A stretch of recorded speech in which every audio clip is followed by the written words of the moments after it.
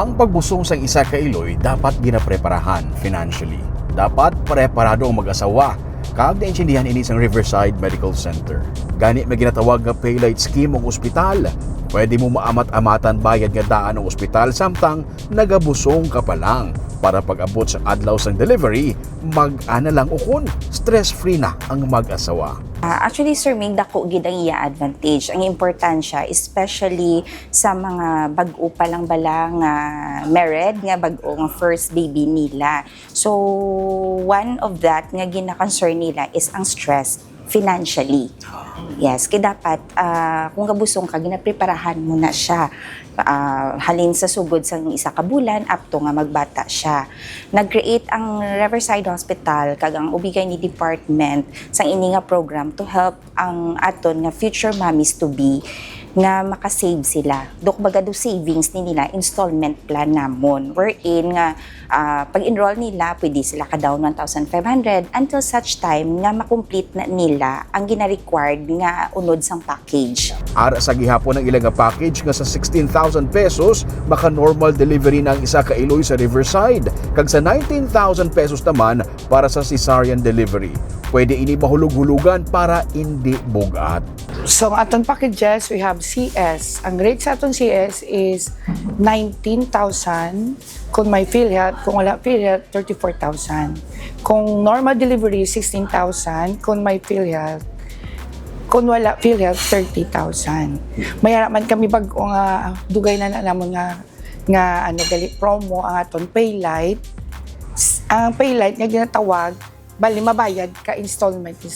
So, ang una mong obrahon, makadto ka sa reproductive health, enroll ka to sa amon kay Juby, ang amon nga staff.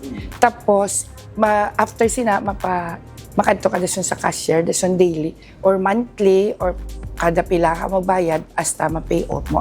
Pero hindi lang financially dapat ginapreparahan ng pagbata. Dapat ginahandaan kag ginasigurado nga healthy si baby kag si mommy kag mahimo lang ini kung nagapa-prenatal ang isa ka iloy nga nagabusong. When you say prenatal, amo na siyang ginahambalta nga mapakonsulta ka, i-check hindi lang ang mother kundi ang baby man. Prenatal ang ginatawag nga ginamonitor ang growth ni baby as well ang well-being sang isa ka nanay. Importante nga hindi lang ang bata or ang nanay ang gina-take care, dapat duwagid sila. Kay isa lang sila ka as a person, as of now, kung gabusong, ang baby, ang ga-take care, ang mother, ang gahatag nutrients.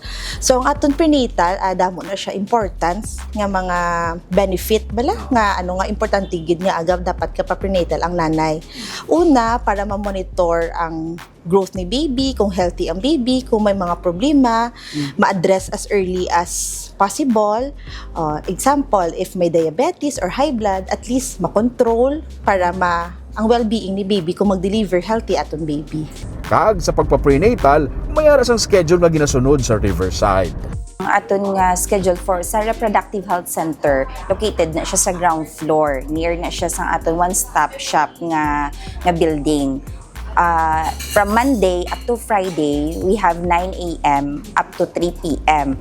Pero sa sini, gin-revise na sang aton mga resident kag ang aton obigay ni department ang ila scheduling.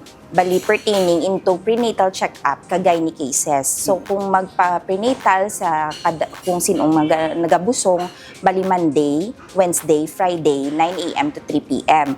Tapos we have gynae cases kung diin may mga pap smear kita, nga wala naman nagabusong, pwede man sila kapakonsulta Tuesday kag Thursday, 9 a.m. kag 3 p.m. For more inquiries sa packages sa Riverside, magtawag lang sa number sa inyong screen.